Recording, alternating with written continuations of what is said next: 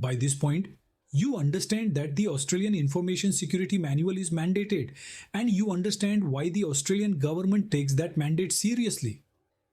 Now you reach a moment that almost every beginner encounters sooner or later. You start hearing other acronyms. You hear people talk about the PSPF. You hear phrases like whole of government security or protective security obligations. And naturally, you start wondering where the ISM actually sits in all of this. To make sense of it, you need to shift how you picture government security.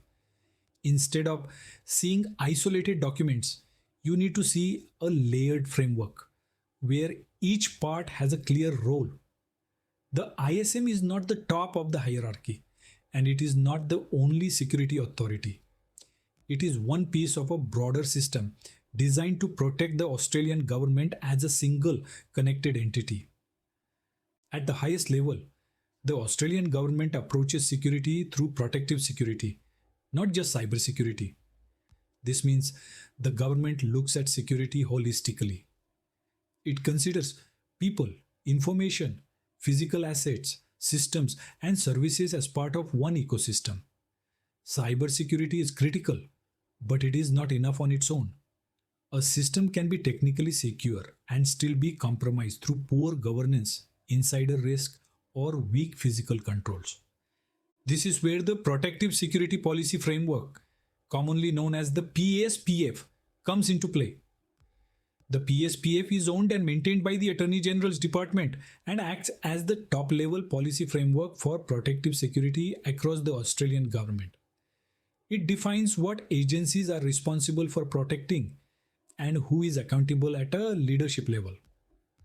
When you look at the PSPF, you will notice that it does not tell you how to configure systems or implement technical controls.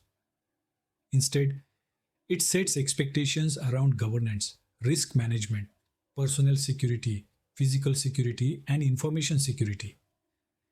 It establishes the principle that agencies must protect their people, information, and assets in a way that is proportionate to risk. This is where the ISM fits in. The ISM sits under the PSPF as the authoritative source for how information and system security should be implemented in practice. If the PSPF says you must protect information, the ISM explains how you do that in real operational terms. The two are designed to work together, not compete with each other. You can think of the relationship like this. The PSPF sets the policy intent, and the ISM provides the technical and procedural depth. The PSPF answers the question, what must be protected and who is accountable? The ISM answers the question, how do you protect systems and data in a consistent, defensible way?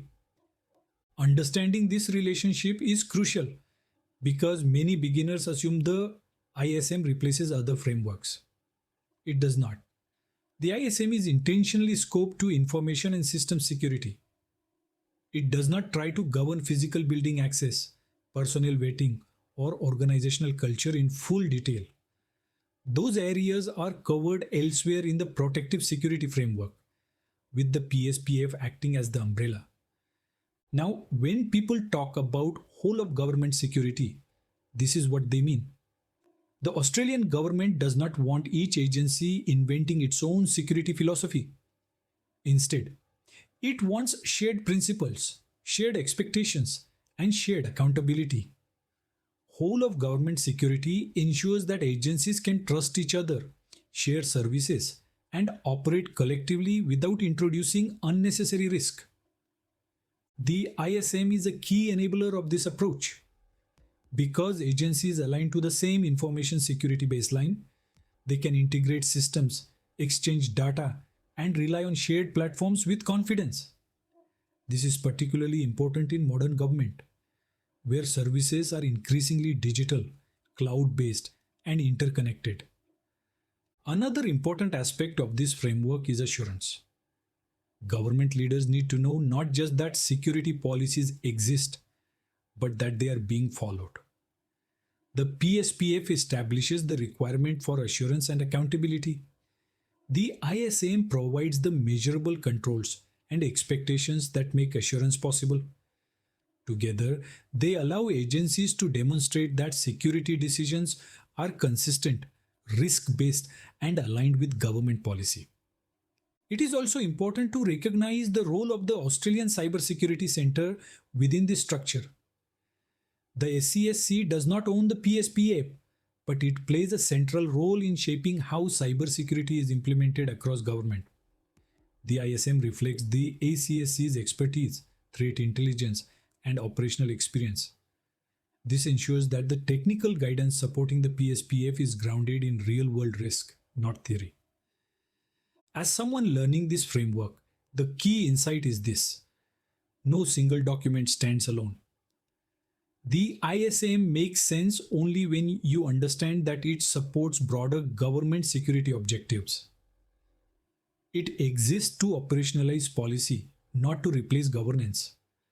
When agencies follow the ISM, they are fulfilling their PSPF obligations in the information security domain.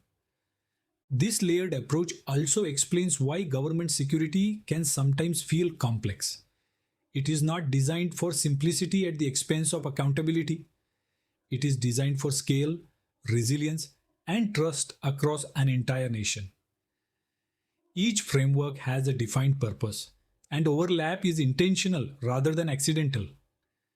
By understanding where the ISM fits, you gain confidence. You stop seeing it as an isolated compliance burden and start seeing it as part of a coherent system. This perspective will help you immensely as you move into controls, roles, and real implementation.